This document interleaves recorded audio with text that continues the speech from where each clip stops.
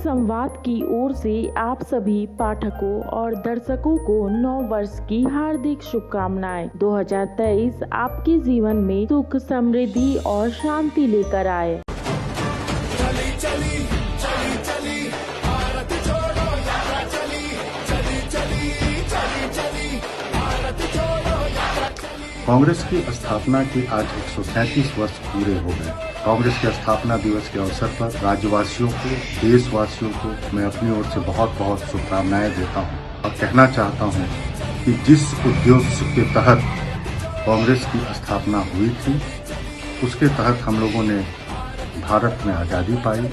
आज आवश्यकता है फिर से कांग्रेस के नेतृत्व में सामाजिक समरसता को बनाए रखने की, और जिस प्रकार कांग्रेस के नेता राहुल गांधी भारत जोड़ो यात्रा पर निकले हैं, आप सभी से अपील है कि उनका भरपूर सहयोग और समर्थन करें और कांग्रेस का जो विचारधारा है, गरीबों को, मजलूमों को उनका हक दिलाना, उसी उद्देश्य के तहत आज हम स्थापना दिवस मनाएंगे और लोगों को शुभकामना देंगे। प्रधानमंत्री नरेंद्र मोदी अपनी मां के अंतिम संस्कार के बाद फिर से देश में काम करने लग गए। मोदी के इस कार्य को लेकर उनकी दिलेरी को सभी याद कर रहे हैं। अपनी मां को अंतिम विदाई देने के बाद देश के प्रधानमंत्री ने जो फैसला लिया है वो सिर्फ नरेंद्र मोदी ही कर सकते हैं। मोदी अंदर से टूट चुके थे, आंखों से आंसू बह रहे थे, लेकिन अपने सीने में पत्थर रखकर देश के लिए अपने आंसू और अपना दर्द पी गए। मोदी पर उंगली उठाने वाले उनके दुश्मन आज अगर ये रिपोर्ट देख लेंगे तो जिंदगी में कभी नरेंद्र मोदी से सवाल पूछना तो दूर, अपना सिर भी ऊपर नहीं उठा पाएंगे। हर बेटे के लिए माँ से बढ़कर कोई नहीं होता। मोदी भी अपनी माँ से बहुत प्यार करते थे, लेकिन जब उनकी मौत हुई तो कुछ घंटे के बाद ही पीएम मोदी ने जो किया उसे देखकर सिर्फ देश ही नहीं बल्कि पूरी दुनिया हिल गई। हर कोई हैरान है कि आखिर कोई ऐसे कैसे कर सकता है। कहते हैं जब कोई पहाड़ या फिर कोई दरख्त गिरता है उसकी आवाज बहुत दूर तक जाती है। मोदी की मां हीराबेन भी अपने पूरे परिवार के लिए एक दरख्त की तरह थी। मोदी अपना हर बड़ा फैसला अपनी मां से आशीर्वाद लेकर ही करते थे। प्रधानमंत्री मोदी के परिवार में पहली बार इतनी बड़ी आपदा आई है। अचानक से कुछ ऐसा होगा इसकी उम्मीद किसी को नहीं थी।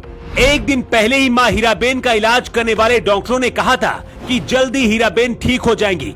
पीएम मोदी बंगाल जाने की तैयारी कर रहे थे, तभी उन्हें बताया गया कि मां हीराबेन का निधन हो गया। खबर सुनते ही मोदी को गहरा झटका लगा। तुरंत अपने परिवार के पास पहुंच गए। घर में सभी भाई और बहन पहले ही पहुंच चुके थे। मोदी का अपनी मां के साथ एक अलग ही रिश्ता था जिसे वो हमेशा दुनिया के सामने बताते रहे। पीएम मोदी ने मां को अंतिम विदाई देने के लिए अपने भाइयों के साथ मिलकर कंधा दिया और फिर अंतिम मुखाग्नि देकर विदा किया। पहली बार मोदी को देखकर लग रहा था जैसे वो रोना चाहते हैं, लेकिन अपने आप को संभालने की कोशिश कर रहे थे। हर किसी को लग रहा था मोदी अब कुछ देर या फिर कुछ घंटे अपने घर में रुकेंगे, लेकिन ऐसा नहीं हुआ। मोदी ने ऐसा फैसला लिया जिसे सुनकर हर कोई हैरान रह गया। मां को अंतिम विदाई देने के बाद सिर्फ 2 घंटे के बाद ही मोदी अपने काम पर लौट गए। अहमदाबाद से वीडियो कॉन्फ्रेंसिंग के जरिए बंगाल में आयोजित कार्यक्रम से जुड़े और बंगाल के हावड़ा न्यू जलाईगुड़ी वंदे भारत ट्रेन को हरी झंडी दिखाकर रवाना किया। पीएम मोदी के साथ इस वीडियो कॉन्फ्रेंसिंग में बंगाल की मुख्यमंत्री ममता बनर्जी भी थी। मोदी की हालत देखकर ममता बनर्जी का भी दिल पसीज गया। ममता बनर्जी ने कहा, मोदी जी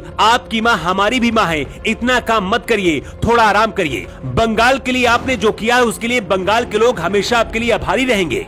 सोचिए, ममता बनर्जी मोदी की राजनीतिक दुश्मन है, लेकिन इसके बाद भी मोदी के इस फैसले से वो भी हैरान रह गईं। जो भी सुन रहा है उसे यही लग रहा है कि आखिर कोई ऐसे कैसे कर सकता है। हर कोई ये जानता है कि मोदी कभी छुट्टी नहीं लेते हैं, मतलब कि हफ्ते में 7 दिन और हर दिन 24 घंटे ड्यूटी पर रहते हैं, लेकिन अपनी मां के जाने के बाद भी एक भी दिन की छुट्टी नहीं लेना और काम पर लौट जाना, ऐसा सिर्फ नरेंद्र मोदी ही कर सकते हैं। मोदी पर सवाल उठाने वाले हमेशा उन पर उंगली तो उठा सकते हैं, लेकिन नरेंद्र मोदी जैसा जिगर और उनके जैसी हिम्मत हर किसी के अंदर नहीं होती। मोदी हमेशा कहते थे कि उनकी मां से बढ़कर इस दुनिया में कोई नहीं है, लेकिन आज मोदी ने साबित कर दिया कि उनके लिए देश से बढ़कर दुनिया में कुछ भी नहीं है।